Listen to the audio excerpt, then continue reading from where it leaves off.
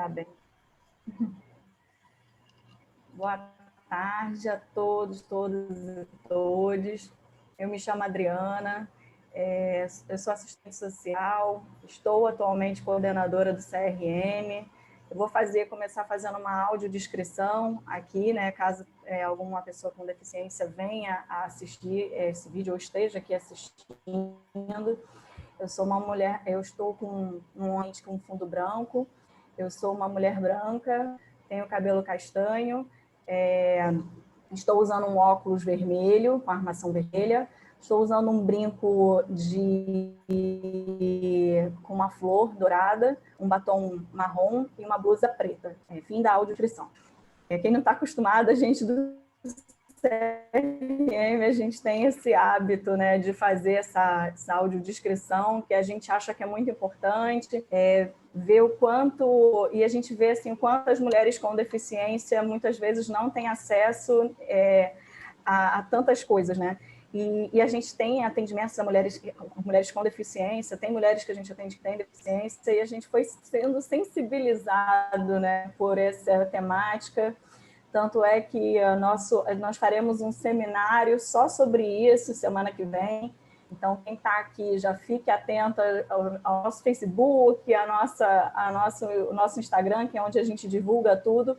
E vamos fazer um seminário somente sobre isso, né? Com o pessoal do coletivo do Ellen Keller, que são maravilhosas, e a professora, que foi professora da UFRJ de Medicina também, que é muito, muito, muito ótima assim, nas discussões sobre essa temática, né?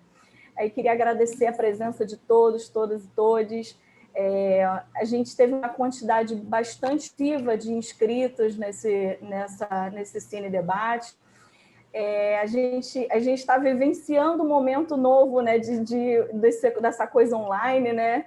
Então, essa é a nossa segunda experiência de Cine Debate online. O primeiro, a Adma vai falar mais detalhadamente, mas foi um debate muito bacana, que a gente estava meio assim, será que vai dar certo? Será que não dá? Mas deu. Então, tenho certeza que esse também vai ser muito, muito, muito rico, né, em termos de conhecimento, de troca de conhecimento. Agradecer a disponibilidade da Cristiane, da professora Cristina Rego, de estarem aqui disponíveis para estar debatendo aqui com a gente esse tema tão importante, tão presente ainda na nossa sociedade, né? E faz parte, é a primeira atividade do CRM que faz parte da questão dos 16 dias de ativismo pelo fim da violência. No Brasil não são só 16, né? São 16 mais 5, vamos dizer assim, né? São 21 dias, porque a gente começa a partir da questão do dia 20 de novembro, né? E aí eu acho que esse é o momento que a gente precisa estar cada vez mais discutindo, ainda tendo a possibilidade de, através da tecnologia, estarmos aqui discutindo juntas um tema tão importante como o feminicídio, né? E aí, essa, na verdade, é mais uma atividade do CRM. Para quem não conhece o CRM, a gente passou aquele vídeo bem rapidinho, mas é um projeto de extensão do NEPDH, da UFRJ, que trabalha com prevenção e enfrentamento à violência contra a mulher. E a gente faz não somente assim atendimento individual psicossocial, né? Que a maioria dos centros, para quem não sabe, no Rio de Janeiro só tem 4 centros de referência, né? 2 são da UFRJ. Um é o CRM e o outro é o CRMM, que é o Centro de Referência de Mulheres da Maré, que é um grande parceiro nosso também, né? Que também é do NEPDH. E além do atendimento psicossocial, a gente promove oficinas, como oficina de dança em parceria com o projeto Comunidança. A gente promove seminários, como o que a gente vai fazer semana que vem na modalidade online. A gente faz uma série de cursos, como cursos online que a gente faz, como ficha única de notificação de casos de violência, tem o direitos humanos de atendimento ao público e uma série de outras ações que a gente desenvolve também para além do atendimento individual. E aí uma das ações que a gente desenvolve em termos de oficinas é o Cine, né, que a gente faz de forma presencial, e aí a gente vai ter a oportunidade de estar fazendo hoje de modo online, E aí eu desejo que a gente tenha um bom momento aqui entre a gente, que seja uma tarde agradável, ainda que com um tema tão pesado, mas que a gente possa ter uma troca muito bacana. E eu desejo aí uma boa tarde e um bom momento a todos. Do Congresso Nacional para garantir a proteção à população. Passo a palavra à Adma, que vai explicar como é que vai funcionar essa nossa atividade de hoje.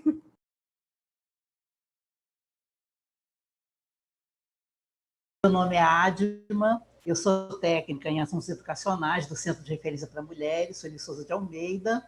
Vou fazer uma autodescrição, uma audiodescrição, né? Eu sou morena, sou branca, tenho cabelos castanhos, olhos verdes, uso óculos, eu tenho um grau de miopia muito forte. Estou usando batom cor-de-rosa, sou gordinha, estou usando um vestido estampado, estou à frente de uma parede branca.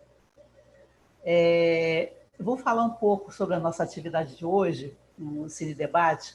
Ele sempre funcionou presencialmente, com o nome de Cine Pipoca. Nós a dinâmica é sempre a mesma.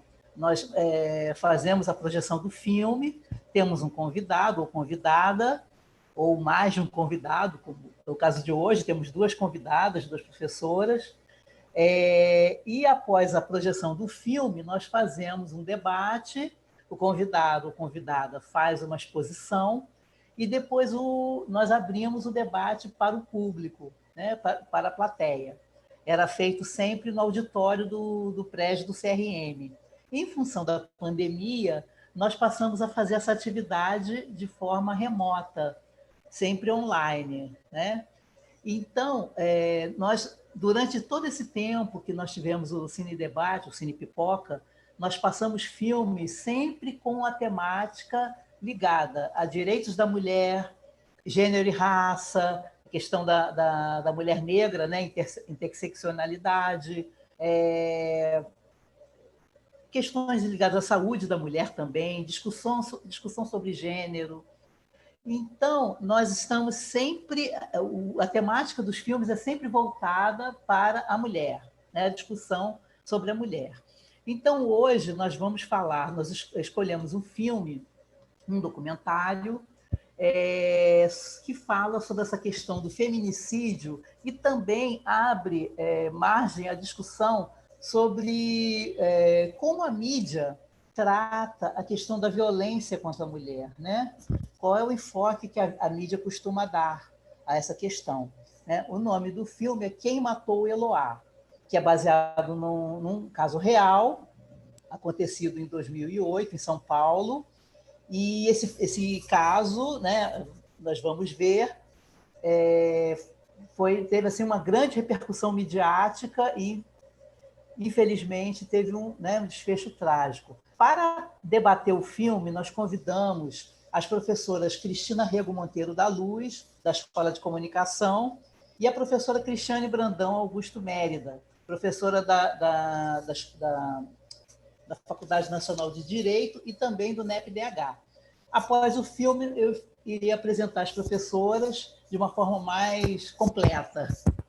Então, vamos assistir o filme, então? Podemos começar?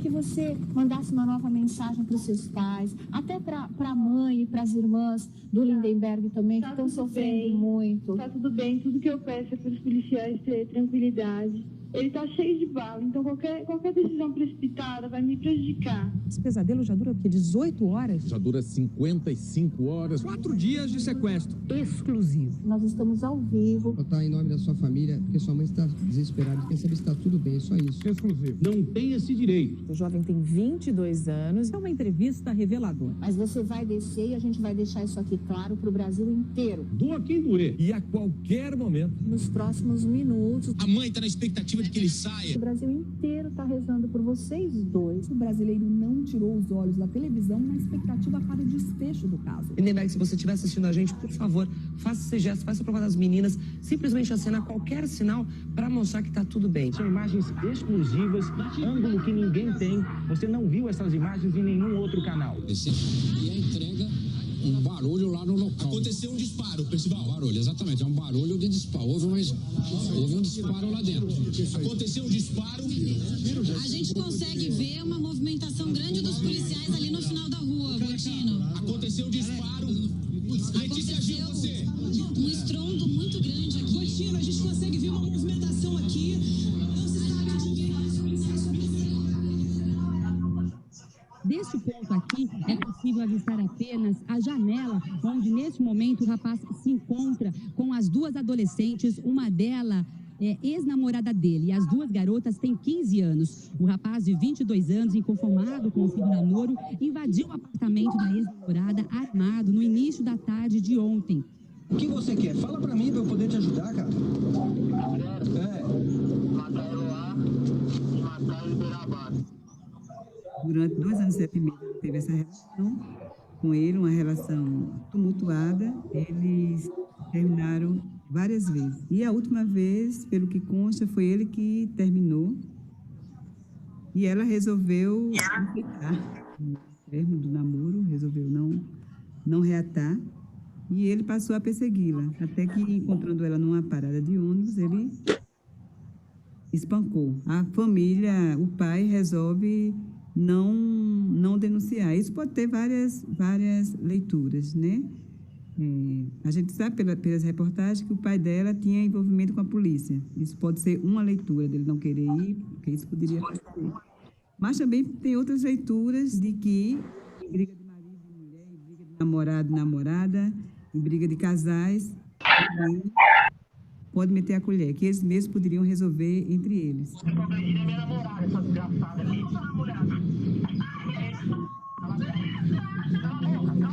No momento que a mulher resolve se separar, ele acha que está perdendo o controle da vida daquela pessoa, daquela mulher.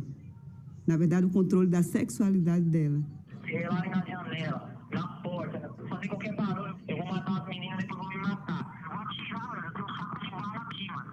Eu não acredito. Se ela não vai ficar comigo, não vai ficar com ninguém, né? Então, nunca ela poderia existir sem a existência dele. Eu ligo, mas vamos conversar.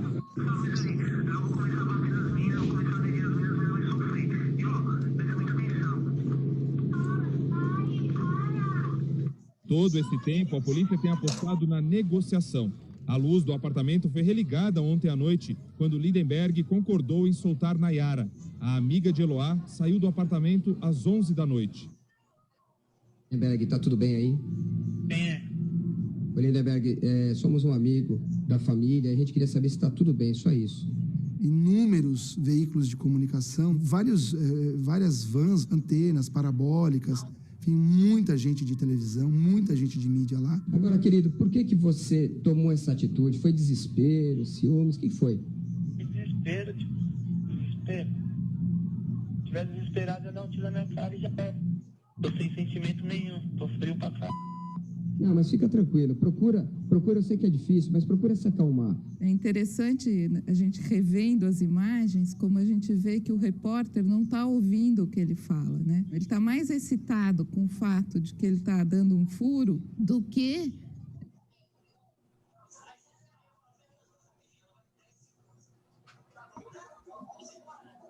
atento a realmente o que está acontecendo, porque o Lindenberg fala para ele, não, eu não estou nervoso, eu estou calmo, eu estou frio, eu não estou sentindo nada. E ele continua respondendo, não, fica calmo, fica calmo, fica calmo. Eu quero dizer para você o seguinte, o capitão garante a tua integridade, você fica tranquilo, filho. Eu acho que ele ocupou um papel aí que não era dele. Primeiro que ele não tinha nem que ter tentado esse tipo de contato. Se você for analisar, tudo bem, é direito à informação, né? Mas eu acho que a gente tinha um direito aí que estava em jogo que era muito maior, que era o direito à vida dessa menina. O cenário ali do sequestro foi um conjunto habitacional, de uma região, né, de baixa renda. Se ela fosse uma menina rica, teria muito mais cuidado, né? A polícia, a imprensa não poderia chegar perto. Então tem essa questão de classe muito forte também. Tentaram chamar Ibope, aumentar o Ibope do programa. Veja, isso é do negócio. Eu queria entender, eu acho que o Brasil inteiro que está te assistindo e te ouvindo nesse momento também. Me fala, você disse pro Guerra que você não queria mais saber da Eloá. Então, por que você invadiu o apartamento? O que você está querendo, o que você está buscando nessa história? Eu estou aqui porque ela veio pra mim quando eu mais precisei dela. Eu tentei sentar com ela na boa, para conversar com ela, ela sempre virava as costas para mim, não queria me ouvir. Então, eu tô causando porque eu sou apaixonado por ela. E se ela me amava, do mesmo jeito que ela me amou, que ela pediu para voltar comigo, por que ela me causou danos de não querer saber mais de mim, de virar as costas? Tive que usar a força para falar com ela, para ela me ouvir, entendeu? Entendi. Agora, você já falou para ela que vocês estão aí há mais de 30 horas, quer dizer, acho que tudo que você tinha para dizer para ela, acertar as contas, colocar a situação de vocês em pratos limpos, já deu tempo de fazer, não deu? A Nayara tá de testemunha que não deu tempo, porque a Eloá não coopera, meu. Se ela tá passando isso, é porque ela merece. Se ela tá passando isso, é porque ela quis dessa maneira. E as pessoas diziam, mas por que ela não perdoa? Né? Mas por que ela não volta atrás? Ela sabia que não queria ficar com ele. Né? Então, ela mesmo com 15 anos de idade, ela tinha essa noção de querer ter a autonomia dela. No que a gente vê na televisão, a gente sabe mais do que faz o Lindenberg do que faz a Eloá. A Eloá parece que não existe, ela é uma decorrência do Lindenberg. Era considerado pelos amigos e pela família um rapaz tranquilo, calmo, trabalhador, um rapaz que jogava bem futebol. Menino trabalhador, acabou se desesperando, problema de relacionamento, já conversou com a menina, já passou 100 horas com ela, agora pode se entregar e vai ter todas as garantias de segurança, Percival. Aqui nós estamos na chave romântica. Como que o Lindenberg, um cara que é bom trabalhador, que tem um bom histórico, não tem passagens pela polícia, não é um bandido. Fica mais interessante a história, no mau sentido, dizer que um bom moço matou uma mulher. Aí você fica querendo entender o porquê da história e normalmente a imprensa conduz você a achar que a mulher fez algo de errado. Vamos falar do que espera o Lindenberg aqui fora. Boa tarde, viu, doutora Ademar? Prazer tê-la aqui novamente. E com a sua experiência nos orienta sobre o que vai acontecer daqui para frente, para que a gente possa ter uma ideia. Bom, claro. Eu sou muito otimista, né? Eu espero que isso termine assim em pizza, né? E num casamento futuro entre ele e a namorada apaixonada dele, né? Certo. Ele está passando uma fase momentânea, né? Ele também tem aprendido a motivação de viver, porque um rapaz jovem, quando se apaixona, muitas vezes desequilibra. Radicaliza mesmo, né? Então, mas isso vai terminar realmente em final feliz, graças a Deus, eu tenho plena certeza disso. Final feliz, o final feliz é esse que ele está dizendo? Ou o final feliz seria Eloá saindo viva, né? E livre. E ficando com ele, se ela quisesse ficar, tendo a autonomia dela. Tudo bom? Tá melhor já? Tô, você tá calmo aí? Tô calmo. Você vai fazer mesmo tudo isso que você tá falando? Confio. Na quinta-feira do sequestro, aconteceu uma coisa muito grave. E muito grave porque foi permitida pela polícia. Nayara, a garota que foi mantida refém no apartamento e havia sido libertada na noite de terça-feira, voltou ao prédio. A Nayara, eu não participei desse filme. Eu não vou fazer um juízo de... Mas mostra o nível de confiança que o Lindenberg cativou dos policiais. Eu não vou sair daqui pra cadeia, não. Mas por que isso? Porque eu não vou sair daqui pra cadeia, não. Pra cadeia eu vou me matar. A Havia uma televisão, o sequestrador sabia que estava sendo assistido. A Nayara falou em depoimento que ele se vangloriava de estar ocupando um espaço absurdo na televisão, na programação de vários canais. A qualquer momento podemos terminar com esse sequestro aí em Santo André. E a qualquer momento nós vamos ter a imagem dele saindo de dentro desse apartamento, da Eloá sendo libertada e da Nayara, que foi lá fazer a negociação por telefone junto com a polícia, também deixando o apartamento. Ele era protagonista não só do fato criminoso perante nós autoridades, mas também perante a própria mídia. Isso foi nítido. Já fez contato novamente, disse que vai se entregar, vai libertar as meninas, mas ele quer as câmeras de televisão, né, de todas as emissoras para registrarem esse momento e para ele se sentir seguro de que nada de mal vai acontecer para ele. Ele estava com o comando na mão, ele estava comandando a polícia, ele estava comandando a imprensa. Então isso empoderou o criminoso, inclusive se sentir autorizado a prosseguir no que ele estava fazendo. Meu marido eu tô com um diabinho falando, faz. Não deixa passar, não. Tem um anjo e um diabinho aqui. O diabinho tá falando pra fazer. Vai em frente, tá bem claro. Olha, coronel, não dá. Esse rapaz aí, o desfecho vai ser muito grave. Nós estamos assistindo um ritual, o ritual final desse episódio, o ritual que precede a libertação das duas reféns, das duas adolescentes, e a entrega, um barulho lá no local. Aconteceu um disparo, principal. Um barulho, exatamente, é um barulho de disparo. Houve um disparo lá dentro. Aconteceu um disparo. A polícia não entrou no apartamento num horário qualquer. Foi num horário em que havia audiência. Não estou dizendo que a polícia fez isso por conta da audiência, mas tem uma coincidência aí, né?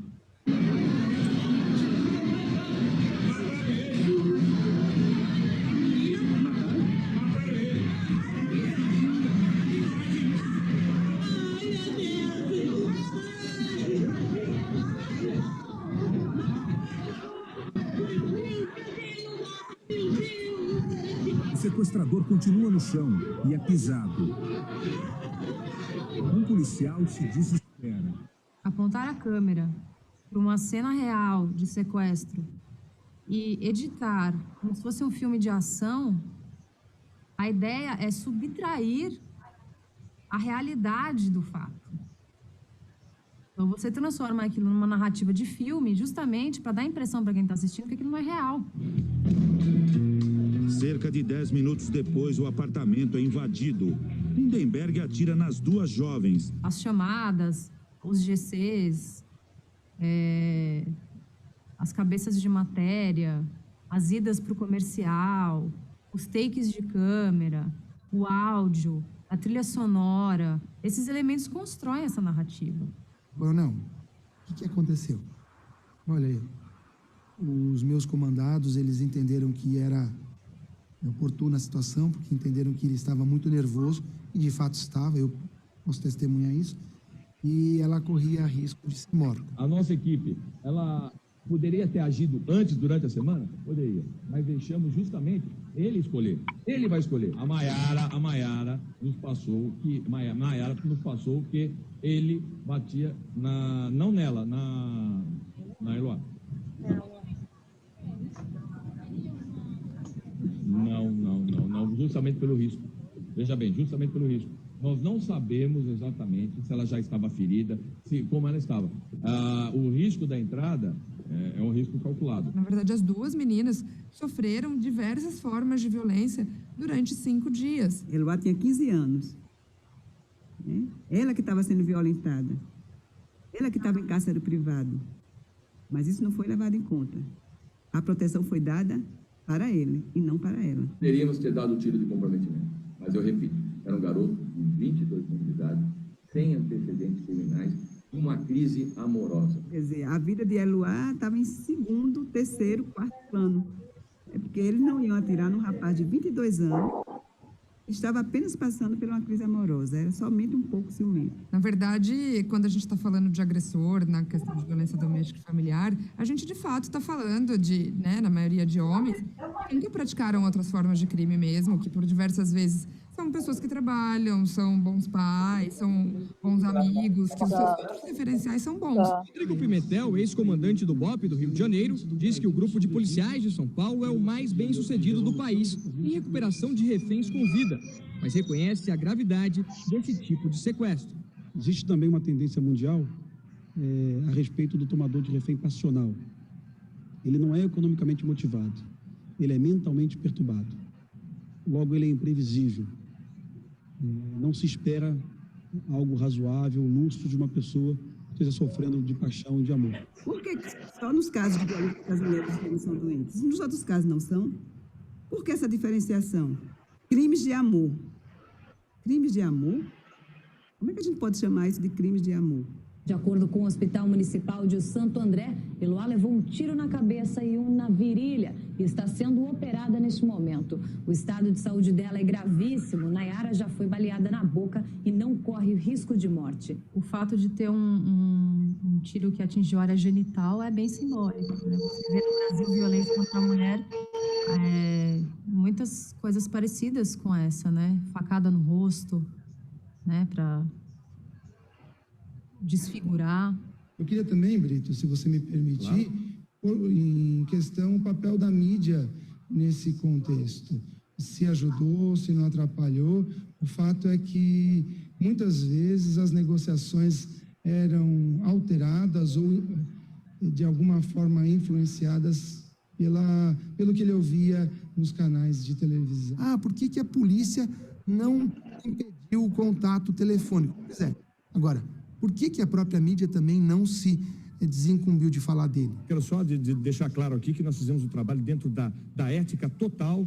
Em todos os momentos a gente fez a cobertura ouvindo os dois lados, que é uma tradição da Rede Record Televisão, sempre faz uma cobertura intensa, mas nunca sensacionalista.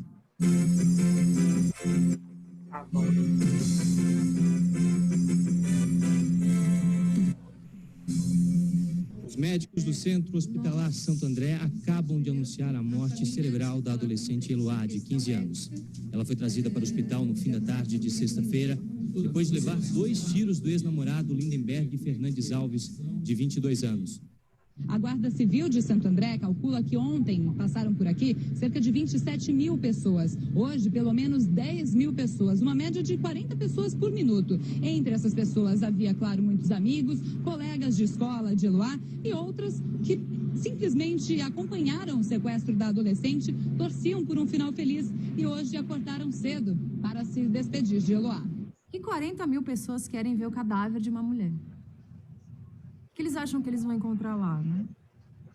Estou falando não da família, né, de conhecidos e conhecidos, estou falando de espectadores, né, que foram instigados pelas televisões. Eles estão vendo o final do capítulo da novela, dentro de um caixão, corpo de uma mulher, corpo de uma menina assassinada. Você vai conhecer agora todos os detalhes do crime que chocou o Brasil, contados pela testemunha que sobreviveu a essa tragédia. Ele pedia beijo para ela, fazer ela beijar ele. Só? Só. E ela beijava? Beijava. Às vezes ela não queria e tal, aí faz um esforço, né? Eu fico imaginando meninas da idade da Nayara assistindo isso e o que elas pensaram, né? Que o corpo delas é lugar para a violência, que se elas sofrerem violência, provavelmente não vão acreditar ou vão perguntar detalhes. E eu sinto a Nayara amordaçada nessa entrevista. Ainda tendo que falar sobre a amiga dela morta passou. Detalhe. E eu não consigo ver aonde que tem informação aí, porque os jornalistas falam, não, mas nosso dever é informar. O telespectador quer saber detalhes. Quem que falou isso? Houve esse lado, dentro dessa tragédia, esse lado bonito. Essa conscientização da doação de órgãos. Sem dúvida alguma, é decisão pela doação de órgãos que está salvando e vai salvar a vida de pelo menos 7 pessoas. Uma vida já foi salva essa madrugada, uma mulher de 39 anos que recebeu o coração da Eloá. Aí volta, a Eloá, naquele momento, que estava com morte cerebral, passou a ser vista como a santa. Mas eu tenho certeza absoluta que ela não queria isso, ser santa. Ela queria estar viva. Um homem acusado de matar a própria namorada foi preso ontem à noite em Valinhos. O assassinato teria sido cometido por ciúmes. Por ciúmes, um homem atacou a ex-mulher e um amigo que dava carona para ela. Tinha ciúmes dela acessar as redes sociais. Foi assassinada pelo marido que estava inconformado com a separação. Um marido inconformado com o fim do casamento persegue e agride a ex-mulher durante um ano. Nos estudos da violência contra as mulheres, a gente tem percebido que há um ciclo que a gente chama de ciclo da violência, né? Que é um ciclo que começa com agressão verbal, depois isso vai se aprofundando, né? Até chegar à agressão física e depois volta à lua de mel, que é quando o companheiro se arrepende, né? E a mulher acredita nesse arrependimento, acha que também com o amor dela isso vai ser transformado e logo depois volta novamente a agressão verbal, a agressão física. Foi preso um homem que matou a ex-mulher com 9 tiros a queima-roupa. Foi encontrada caída na sala de casa com o computador ligado. O rapaz confessou ter matado e decapitado a namorada grávida na zona sul de São Paulo.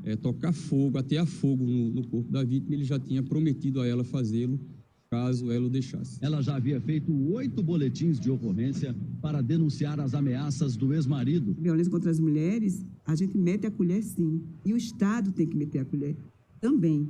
E tem que proteger essas mulheres. Porque em muitos casos hoje, mesmo com a Lei Maria da Penha, com as medidas protetivas de urgência, as mulheres também estão morrendo.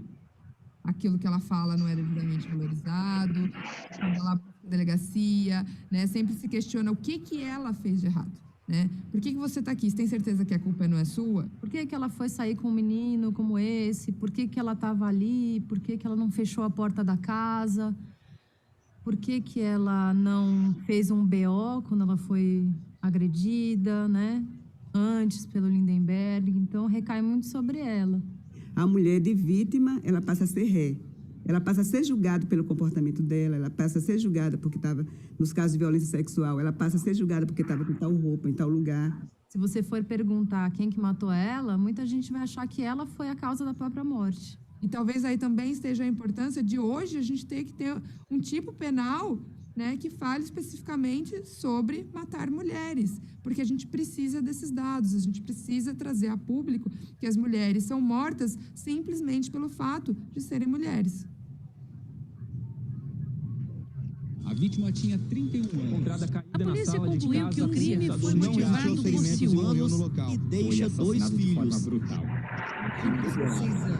E estava grávida de 7 meses. Ela foi executada com 7 tiros.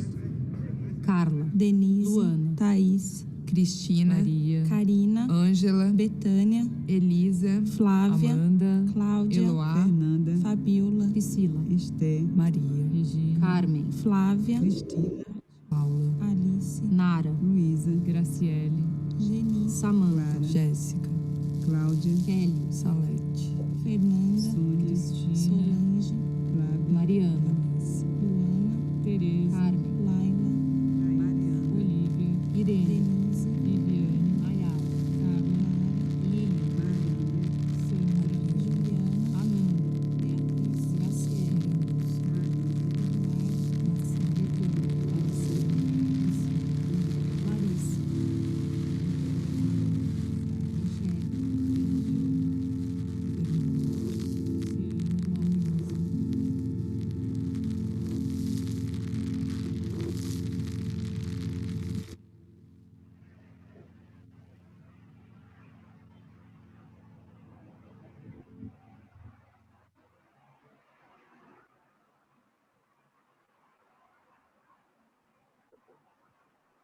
Olá.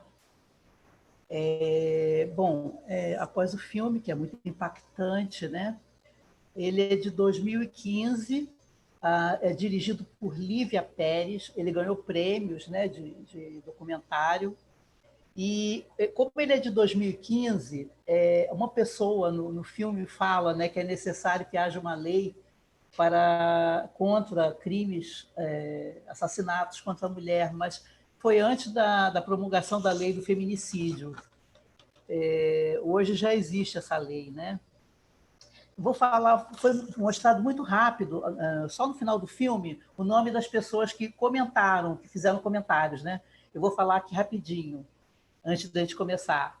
Ana Paula Levin, defensora pública do Estado de São Paulo, Analba Teixeira, militante feminista, Augusto Rossini, que é promotor de justiça do Estado de São Paulo, Elisa Gorgulho, militante feminista, e Esther Hamburger, que é professora da ECA, da USP, né?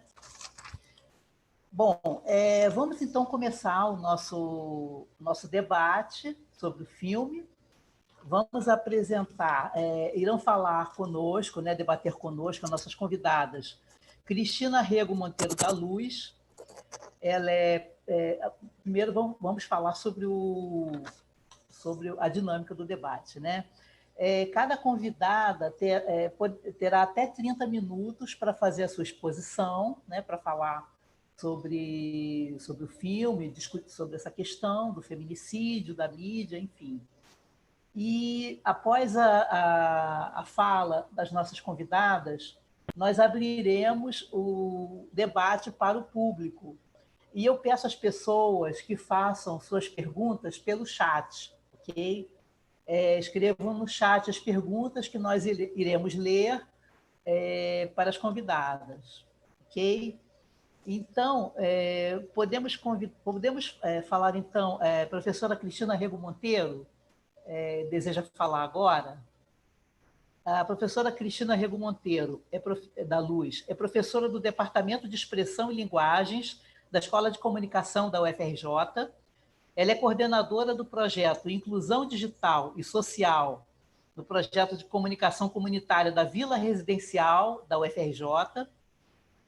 Ganhou o primeiro lugar no prêmio Fundação José Bonifácio de Extensão Universitária de 2011, com o vídeo documentário Memórias de uma Comunidade, o empoderamento social dos moradores da Vila Residencial.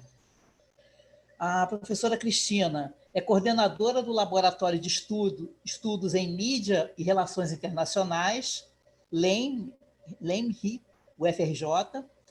Ela foi repórter e apresentadora, ela é jornalista, né? Ela foi repórter e apresentadora da Rede Bandeirantes, da Rede Manchete e CNT. Recebeu o prêmio Vladimir Herzog de Anistia e Direitos Humanos, categoria Reportagem e TV, pelo Sindicato de Jornalistas de São Paulo. Então, professora Cristina, por favor.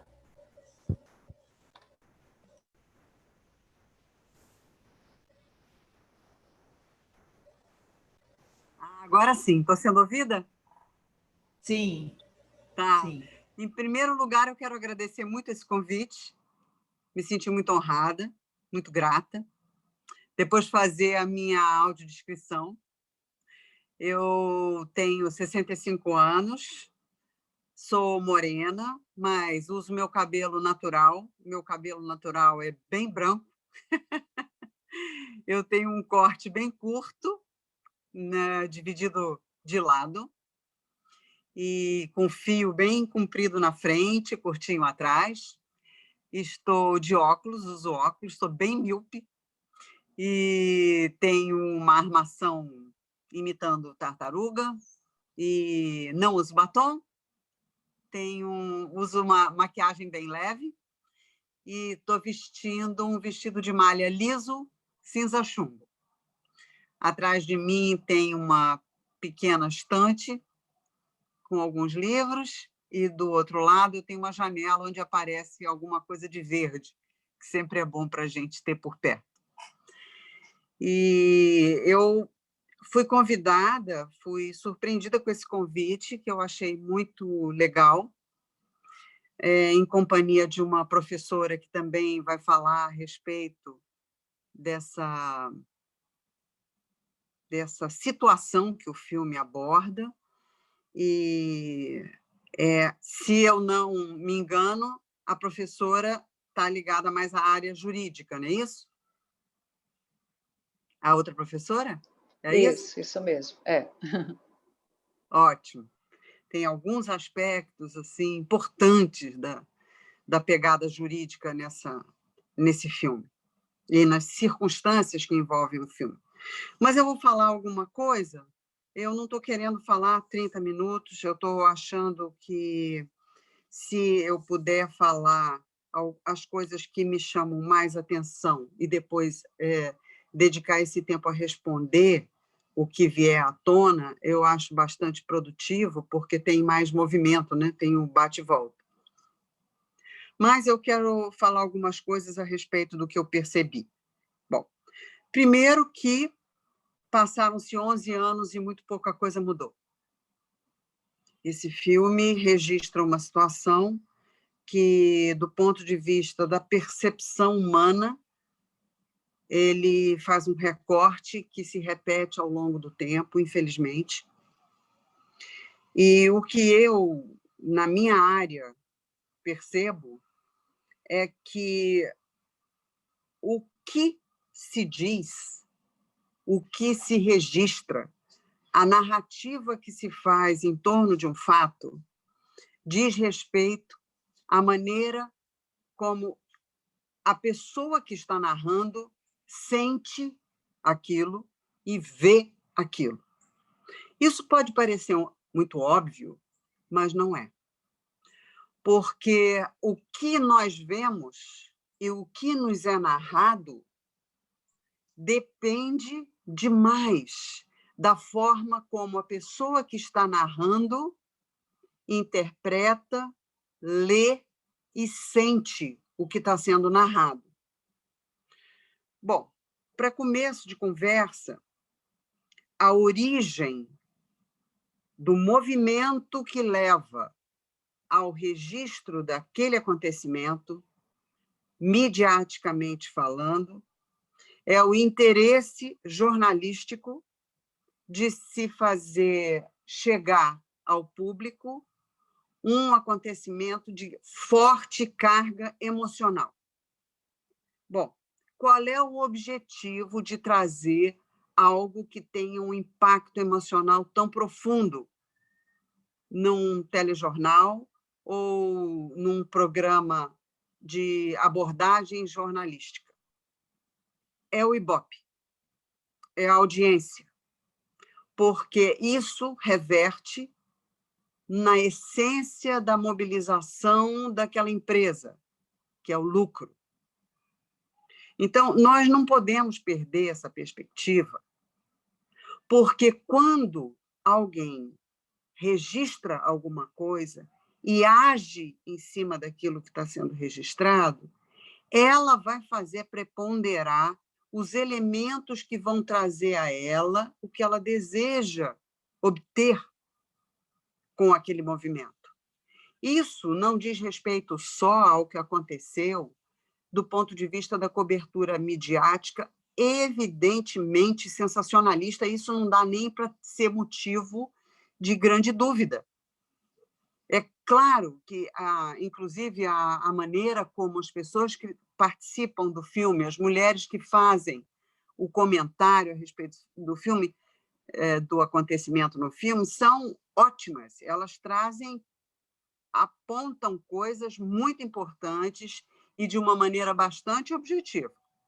A questão da hora em que as coisas acontecem, esticar demais aquele assunto, se colocar no lugar de intervir numa situação delicada como aquela. Então, na hora que um jornalista se coloca como amigo da família, o que é uma inverdade, coisa muito grave, na minha opinião, e provoca a fala do outro e a maneira como é utilizada como é utilizado o registro do momento em que os policiais tentam entrar em contato com o Lindenberg, isso tem que propósito? Se houver um propósito real de acalmar, de pacificar, não é possível colocar isso debaixo de um holofote, porque o rapaz, evidentemente num estado de desequilíbrio emocional, ele é instigado por aquela assolação, aquela coisa assim, aquele estímulo, aquela megapotência midiática em cima, colocando ele no centro do palco. Isso não acalma ninguém. Isso não traz equilíbrio e reflexão. Isso coloca a pessoa debaixo de uma excitação, dentro de um desequilíbrio. Então, se houvesse realmente o interesse de salvaguardar a vida daquelas pessoas que estavam ali, Eloá, que morreu, e as duas amigas, não teria sido esse o encaminhamento. Permitir que a Nayara voltasse àquele apartamento é outra coisa incompreensível. O que significa essa permissão de volta ao apartamento? Ela sai de lá com um tiro no maxilar. Mas gostariam que tivesse acontecido o quê? Imaginavam que fosse acontecer o quê? Uma pessoa desequilibrada, armada, tendo reféns, num diálogo onde nenhuma mulher participou desse diálogo. Foi um diálogo entre homens. Então, fica muito claro o motivo que, consciente ou inconscientemente, não é bem um motivo, mas vamos dizer assim, os elementos mobilizadores do diálogo giravam em torno do que giravam. Além disso, se nós vamos examinar do ponto de vista, dissecar, do ponto de vista possível debaixo daquela tensão, o que seria possível, né? O que estava fazendo com que aquele rapaz adotasse aquela atitude, pessoas que estivessem com um preparo adequado, dificilmente passaria despercebido a leitura que ele fazia da relação. Não passaria desapercebido. Tem um filme, uma sequência de vídeos na internet chamada Human, onde pessoas são entrevistadas a respeito de suas próprias vidas. E tem uma coisa muito forte, que é o depoimento de um homem que foi condenado à prisão perpétua, que matou uma mulher e uma criança, e ele diz que na vida dele ele nunca tinha tido amor, ele nunca tinha sentido o que era o amor. E para ele, ele fazendo um retrospecto da vida dele, ele percebeu que quando ele era menino, ele foi criado pelo padrasto, e o padrasto batia muito nele. E depois de bater muito nele, dizia que fazia aquilo por amor. E o menino cresceu com a leitura de que o amor, e ele diz isso, eu cresci com a percepção de que uma pessoa me amaria na proporção do que ela suportasse de violência que eu impingisse a ela. E ele fazia as relações dele com base nessa violência, e quando ele foi para a cadeia, a pessoa que mostrou para ele que ele estava equivocado, que o amor não era aquilo, foi a mãe da vítima. Mãe da vítima, avó da outra vítima, que não somente o perdoou, no sentido de conviver com ele, como explicou para ele o que verdadeiramente é o amor. Então, esse depoimento é fortíssimo nessa série, e ele, quando conseguiu vislumbrar a compreensão do drama que ele viveu, em termos do que ele tinha como referência e do que ele fez, já era tarde, do ponto de vista dessa encarnação. Estava preso para a vida inteira. E a morte daquelas pessoas aconteceu. Então, da mesma maneira, essa menina que morreu, uma menina de 15 anos, não tinha noção direito de uma proporção do que era o que ela estava vivendo. E, como diz uma das comentadoras, uma das comentaristas do filme no vídeo, certamente ela preferia estar viva. Esse lugar de vítima e de santa não entra, não é o suficiente.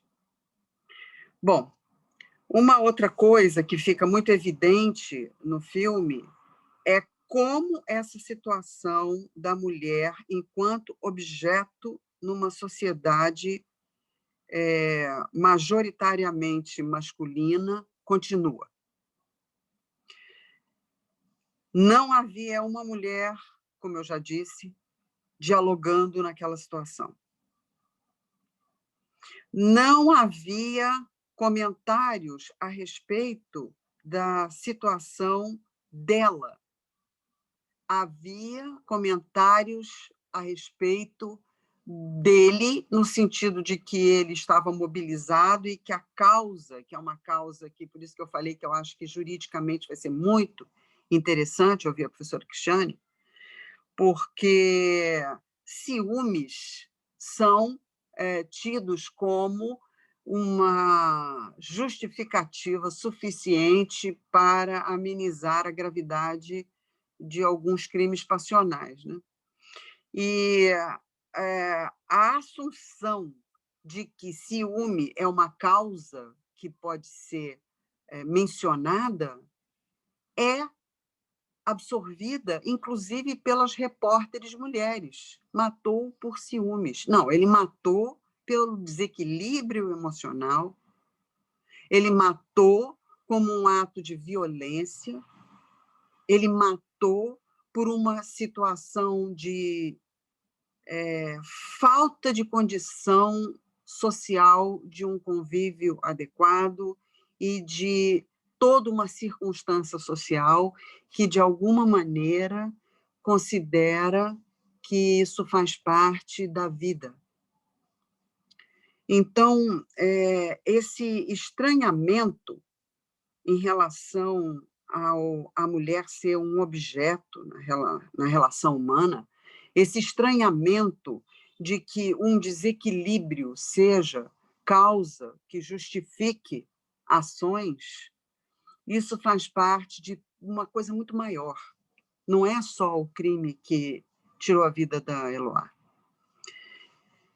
Quando nós trabalhamos hoje em dia, por exemplo, que é um assunto que eu estou agora me dedicando à pesquisa dele, ao estudo dele, que é a comunicação não violenta, aponta para a forma como nós nos comunicamos, aponta para o que causamos no momento em que nós expressamos algo que vai provocar uma reação no outro, ser determinante do resultado dessa comunicação. Isso é um patamar que pode levar a um nível de consciência maior.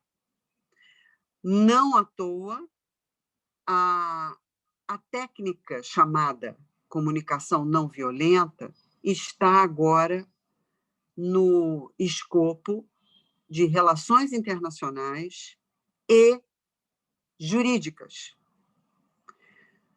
Ao contrário do que pode se imaginar, num primeiro momento, a comunicação não violenta não é falar de uma forma boazinha.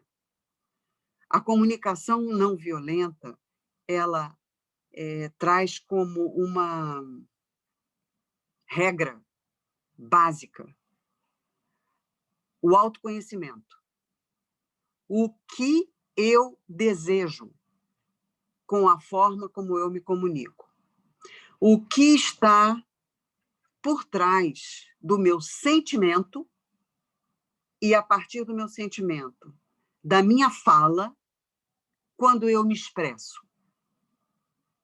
Porque se eu me expresso de uma forma que não abra a ponte para que o outro possa me ouvir, sem ser reativo, eu não terei uma comunicação, eu terei uma troca de posicionamentos. Então, uma das coisas da técnica desenvolvida pelo psicólogo Marshall Rosenberg, que foi a pessoa que criou a sistematização de um método que ele deu o nome de comunicação não violenta, é você checar se o que você está entendendo do que o outro está manifestando é o correto.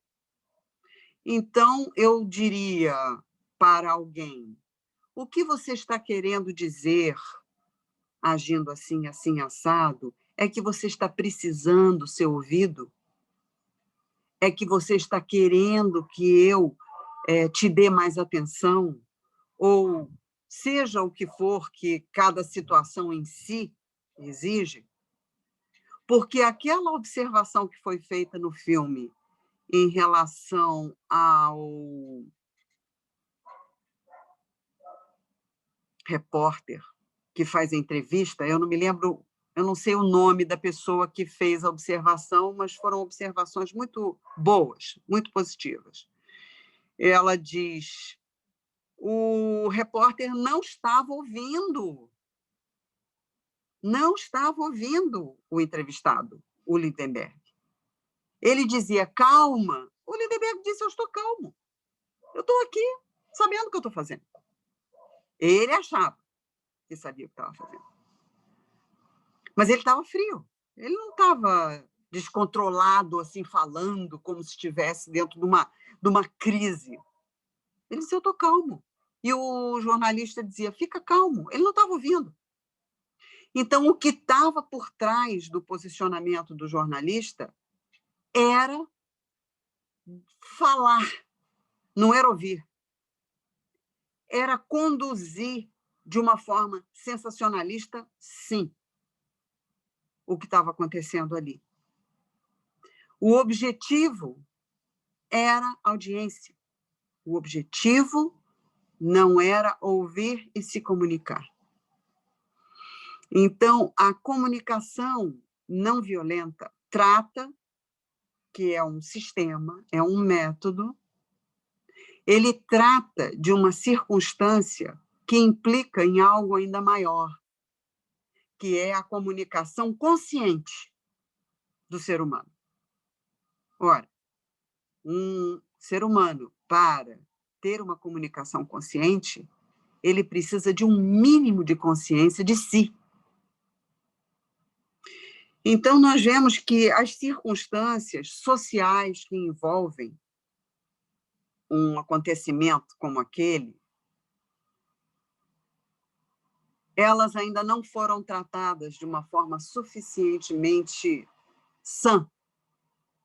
É só nós vermos o que está acontecendo agora com a situação do Covid.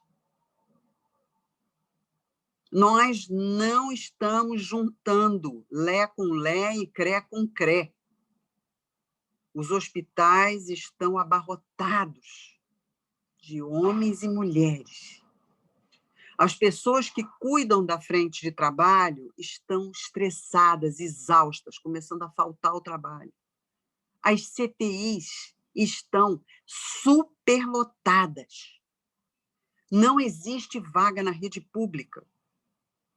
A rede privada está praticamente no ponto de saturação de atendimento.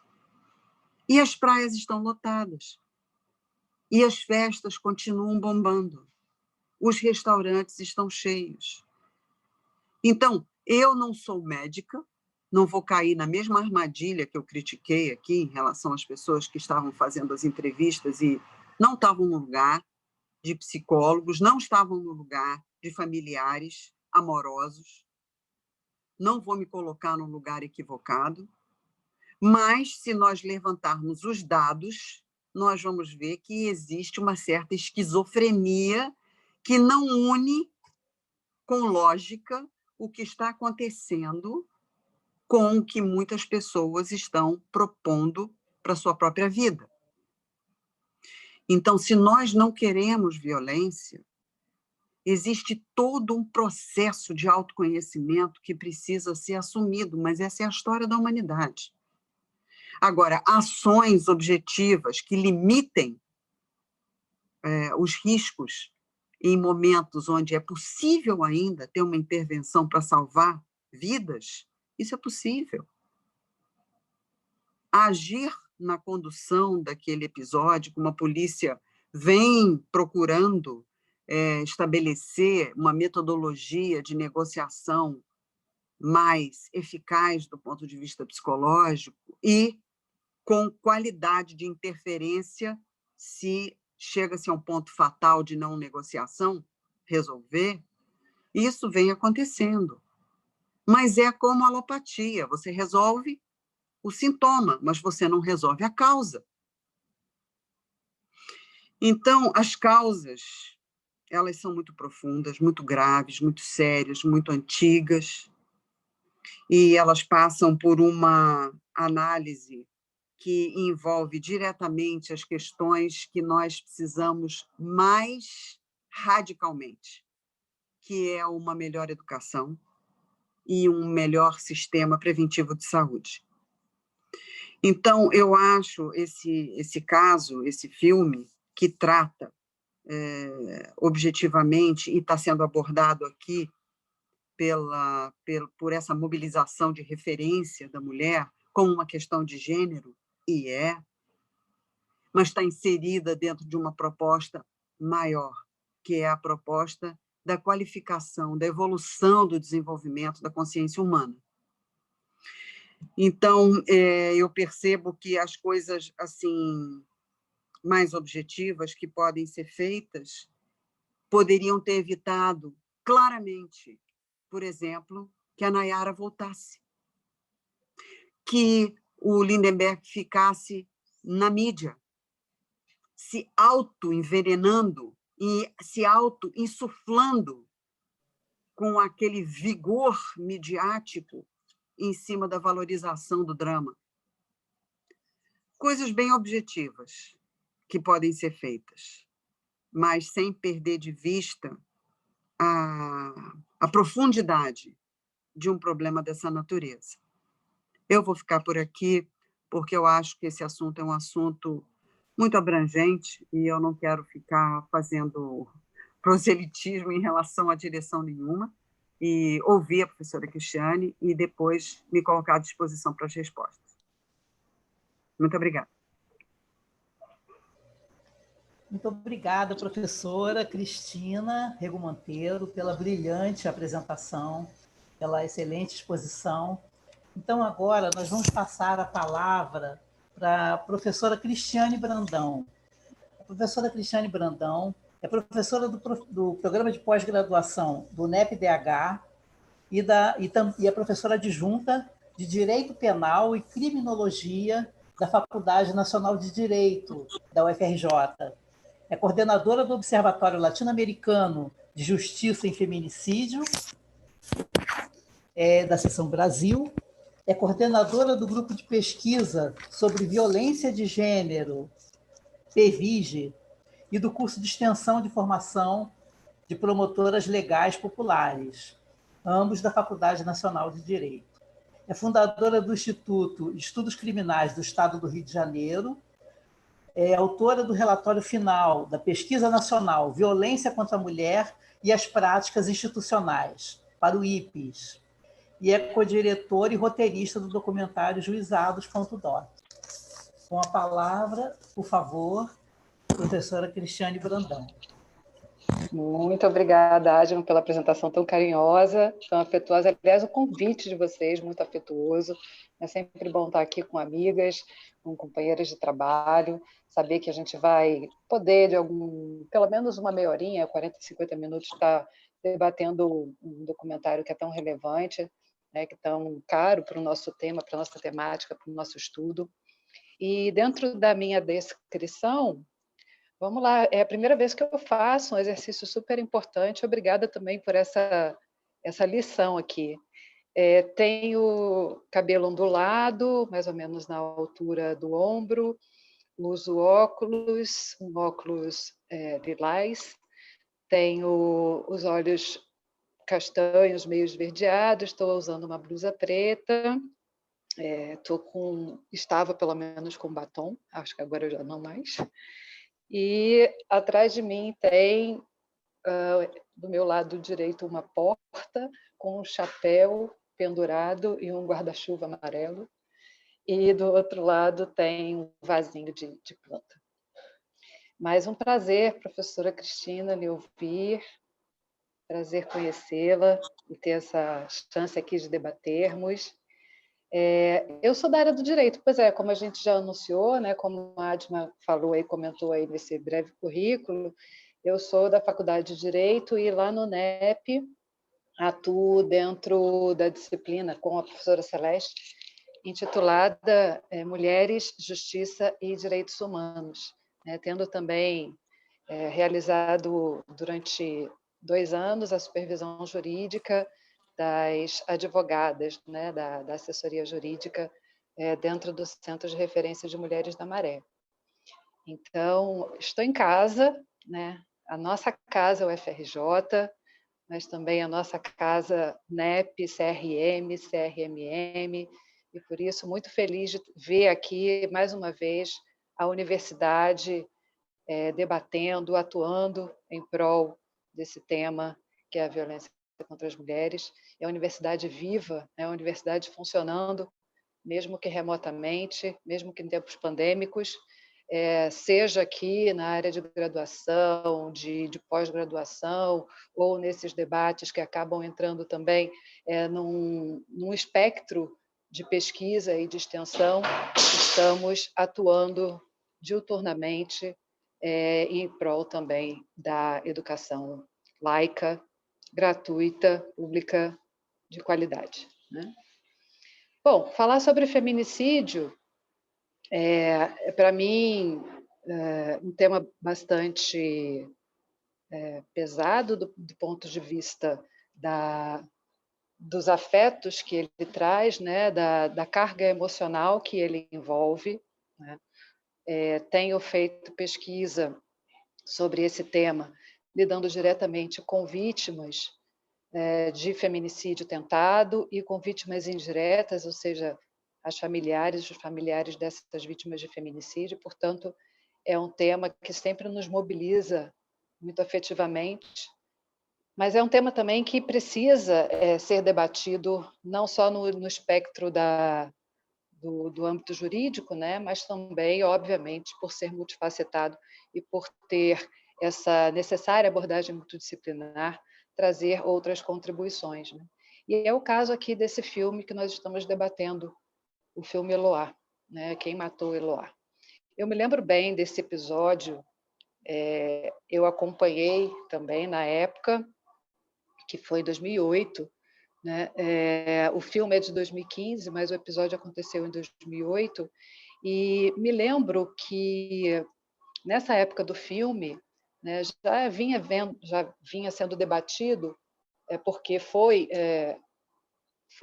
dada entrada em 2012, né, o anteprojeto de lei que veio a partir da CPMI, né, da Comissão Parlamentar Mista de Inquérito, um projeto, então, que pretendia já inserir no Código Penal essa qualificadora do feminicídio, e que não veio, né, à toa, senão em virtude de muita pressão, inclusive internacional, na medida em que o Brasil já era signatário, né, desde 84, aliás, desde antes, desde 79 e 94, quero dizer, 79 na CEDAW e 94 na Convenção de Belém do Pará, e também no momento em que, na Constituição de 88, introduziu lá no seu dispositivo relativo à família, né, a necessidade de criação de políticas de enfrentamento à violência contra a mulher.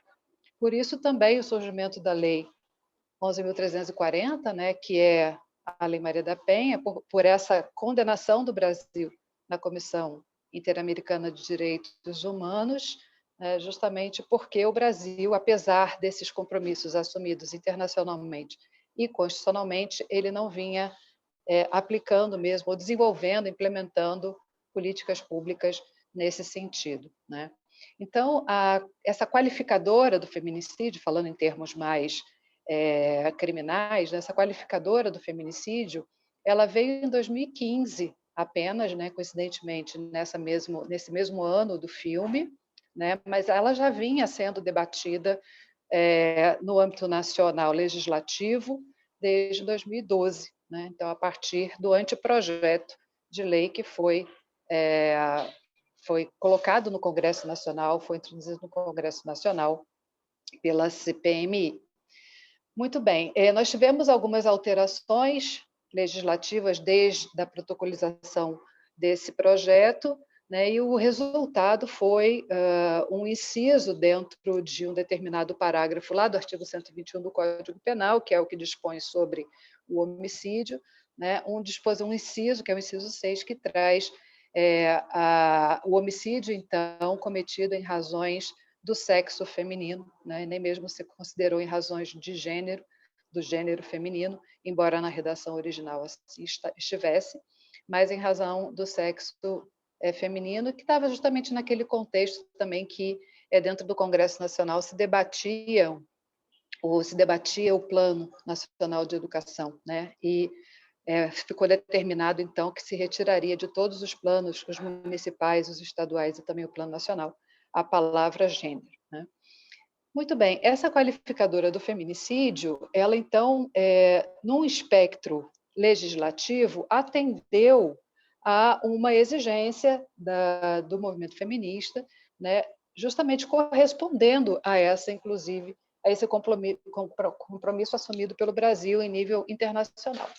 Só que, na aplicação prática dessa qualificadora, né, nós vemos que no plano, portanto, do judiciário, junto às práticas institucionais, né, existem ainda essas mesmas leituras que a gente vê a partir da descrição midiática, né, desses eventos de feminicídio.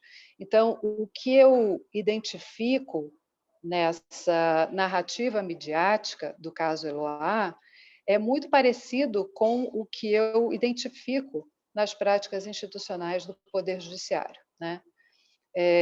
Não à toa, em 2013, nós fizemos uma grande pesquisa pelo IPEA e pelo Ministério da Justiça para, dentro dos juizados da violência doméstica e familiar contra a mulher, analisar, mapear, né, como estavam ocorrendo as práticas e, especificamente, como ou se havia, efetivamente, defensoria pública ou assistência jurídica gratuita à mulher em situação de violência, né? E, nesse momento, já pudemos constatar, né, como, aliás, várias pesquisas anteriores que já vinham sendo desenvolvidas desde a década de 80, pudemos constatar a permanência, né, a continuidade da culpabilização da vítima, a continuidade de uma revitimização a partir de uma violência institucional que é empregada, a continuidade de uma, nem vou falar de revitalização, porque é uma continuidade, mas, enfim, de uma ideia de passionalidade, de crime passional,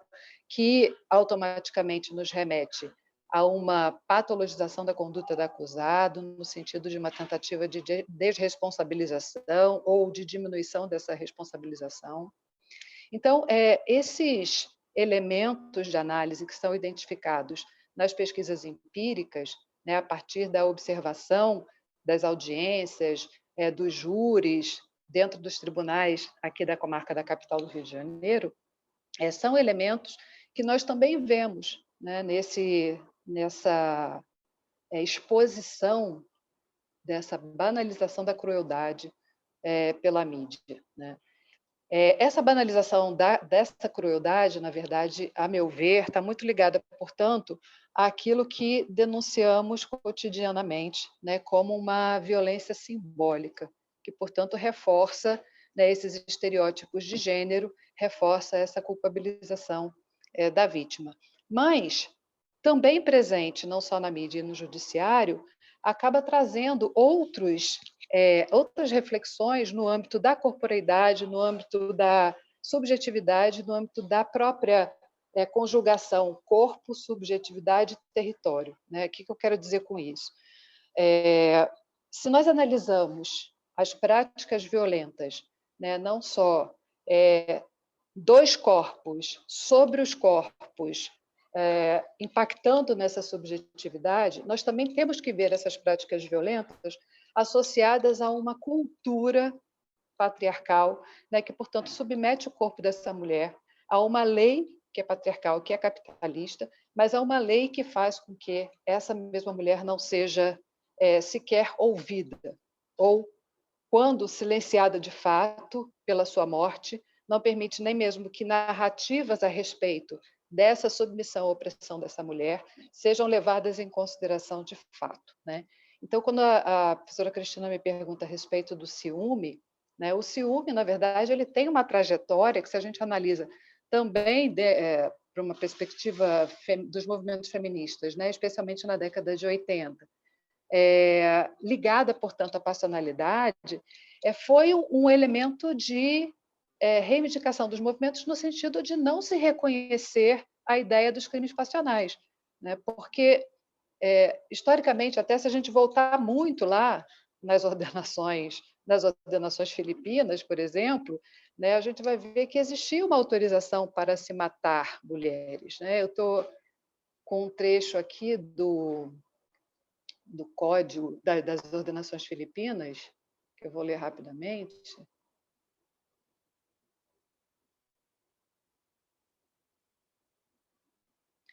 Achando o homem casado sua mulher em adultério, licitamente poderá matar a ela, como ao adúltero, salvo se o marido for peão e o adúltero fidalgo, ou nosso desembargador, ou pessoa de maior qualidade. Porém, quando matasse alguma das sobreditas pessoas, achando-a com sua mulher em adultério, não morrerá por isso, mas será degradado para a África, com pregão na audiência pelo tempo, que aos julgadores bem parecer, segundo a pessoa que matar, não passando de 3 anos. Esse é um trecho, um artigo, um dispositivo das ordenações filipinas, autorizando, portanto, só não podia matar se fosse desembargador, fidalgo, né, ou pessoa dessa qualidade, mas poderia matar a ela, sim, sem questionamentos, né? Isso depois foi alterado, né, esses dispositivos penais foram alterados, mas a lógica permaneceu. Então, nós tivemos, por exemplo, no Código de 1890, né, a ideia da perturbação completa de sentidos, né? Então, o Código ele autorizava, lá no artigo 27, parágrafo 4º, também a não responsabilização, a não culpabilização em casos de privação completa de sentidos, que vinha sendo, então, àquela altura, um argumento muito utilizado para se isentar de pena aquele que, por exemplo, cometesse um feminicídio, embora o termo à época não existisse, né? Em 1940, quando o outro código, então, entra em vigor, esse dispositivo da completa privação de sentidos, ele cai, né? Ele não passa a integrar mais a nossa legislação. Mas, em contrapartida, vem o argumento da legítima defesa da honra, né?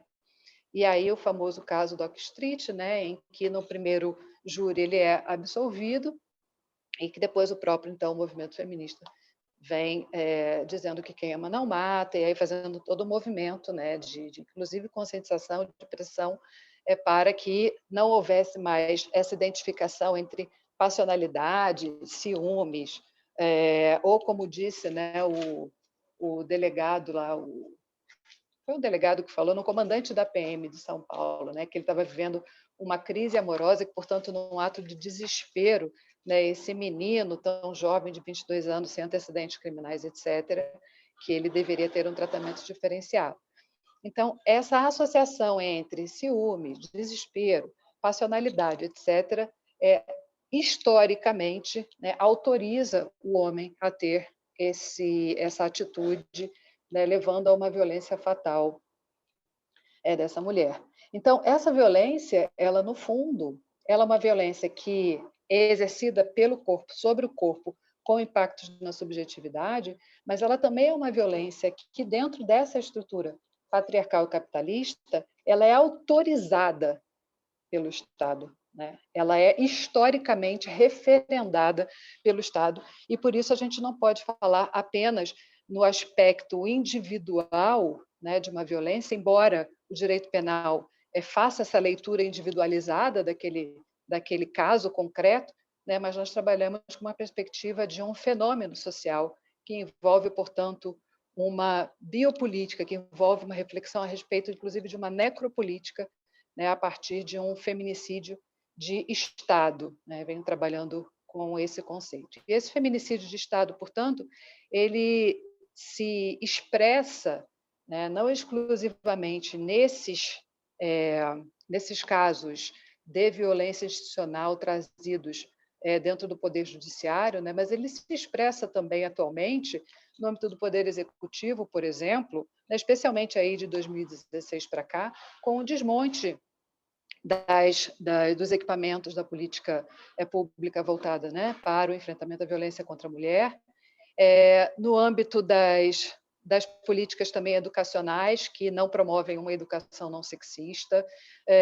Esse feminicídio de Estado ele também pode ser constatado no âmbito legislativo a partir de inúmeros projetos, inúmeras proposições que vêm sendo apresentadas, né, no sentido de retrocessos, né, de retirada de direitos, de garantias à vida, à saúde, enfim, é uma vida livre de violência para mulheres. Portanto, esse feminicídio de Estado ele vem sendo corroborado, inclusive socialmente, né, e por isso a gente não pode analisar esse fenômeno apenas no seu aspecto individual. Então, quando se fala nessa banalização da crueldade associada a uma ideia de violência institucional, o que eu me refiro é o fato de haver uma lógica, né, haver uma tecnologia, né, de poder que faz com que essas violências exercidas habitualmente sejam referendadas, sejam continuadas, sejam absorvidas e aceitas socialmente e também pelo Estado, né? A respeito dos urubus, era uma outra anotação que eu tinha feito. Logo no início, né, aparece um urubu voando, o som de um helicóptero, depois passa para o canal de TV, depois aparecem pessoas comendo num restaurante, aparecem vários urubus depois pousados, e aí, imediatamente, a notícia de que existem várias pessoas assistindo àquela transmissão, né? Essa associação entre carniças, né, que estão ali apodrecendo em processo de putrefação e observadores que estão desejando comer, né, essa carne, é uma observação muito forte, né, reflete ou emblemática de uma reflexão que a gente pode fazer a respeito do quanto o corpo da mulher é objetificado, né, e do quanto nós somos histórico e socialmente vulnerabilizadas, né, a partir daquele domínio que se tem sobre os nossos corpos a despeito, melhor dizendo, das nossas subjetividades, das nossas existências. Então, esses urubus, né, essas violências que são praticadas, elas refletem, na verdade, também um desejo ou uma pulsão, né, de morte dessas mulheres, de subjugar essas pessoas que, dentro de um espectro de direitos humanos, né, deveriam ter sua vida e sua saúde garantidas, mas, ao mesmo tempo, são caladas e são silenciadas, né, cotidianamente. Então, ver o corpo de uma mulher a partir dessa banalização da crueldade da violência é ver uma mulher calada como ela sempre esteve no imaginário da sociedade, né? Eu chamo atenção para isso por um livro que eu li lá quando eu estive no México, de uma autora mesmo mexicana, que se chama Mariana Berlanga, em que ela traz, aí já mais da mídia impressa, né? Ela traz uma série de imagens, né, de fotografias que foram tiradas e que foram publicadas em jornais mexicanos, né, e ela faz uma análise dessas imagens, né? Então, eu não sei se vocês vão conseguir ver. Tem algum microfone aberto. Eu não sei se vocês vão conseguir ver, não sei se vai ficar nítido, mas nós temos uma espécie de uma cerca, policiais que estão em pé, de costas, e tem uma mulher caída no chão, tá? Então, é uma fotografia, fazendo audiodescrição, né? É uma fotografia que foi publicada num jornal, onde se tem, então, aqui uma imagem, né, de uma mulher vítima de um feminicídio em Ciudad Juárez, né, uma cidade bastante reconhecida internacionalmente, infelizmente, por esses episódios de feminicídio. Mas a Mariana, ela faz uma observação interessante a respeito, né, dessas miradas, dessas perspectivas, das lentes, né, e do que essas representações imagéticas podem trazer para a gente. Então, não é só o aspecto objetivo dessa imagem, que por si só já é questionável se há essa objetividade, mas também o impacto na nossa subjetividade, né? E ela diz: a primeira impressão ao observar o plano inferior dos dois sujeitos numa posição vertical, que tem a seus pés uma mulher em posição horizontal, é que ela não tem o domínio de nada.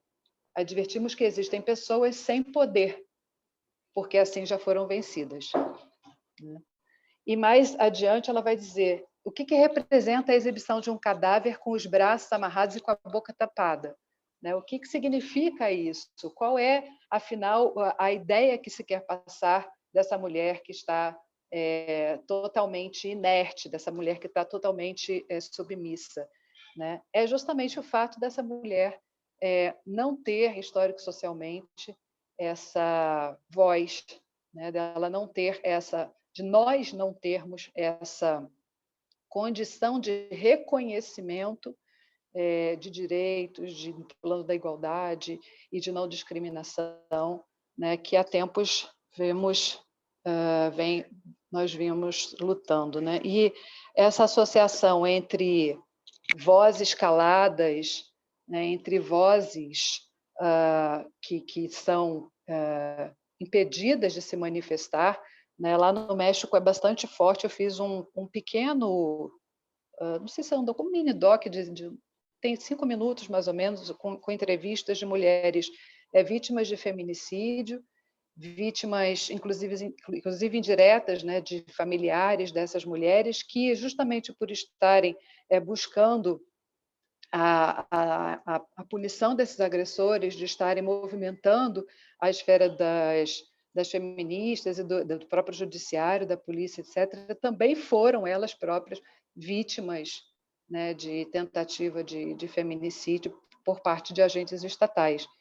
E aí a gente associa, né, essa condição de toma da palavra, né, de apropriação da palavra, de toma dela caia, que é a apropriação da rua, nós associamos a essa outra violência institucional que brutaliza também esses corpos e que tenta de novo calar, né? Então, essas vozes subalternas precisam ser ouvidas, né? O poder do subalterno aqui precisa ser reconhecido, como diz Spivak, nós precisamos falar, nós precisamos ser ouvidas, né?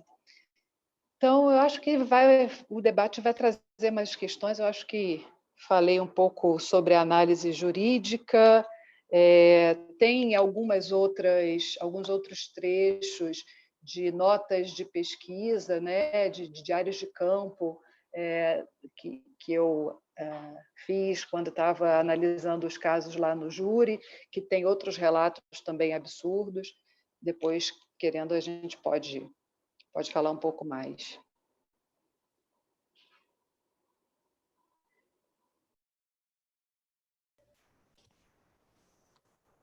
Obrigada, professora Cristiane Brandão, pela excelente exposição, brilhante. Eu aprendi muito todos nós aprendemos, né? E, então, agora nós vamos abrir o debate para o público. Vou pedir para as pessoas fazerem suas perguntas ou pelo chat. Quem preferir fazer, sinalizando, né, que deseja fazer a pergunta pelo vídeo, pode fazer. Nós já temos uma pessoa desejando falar, chama-se Ana Carolina. Ana Carolina se inscreveu para falar, você pode falar.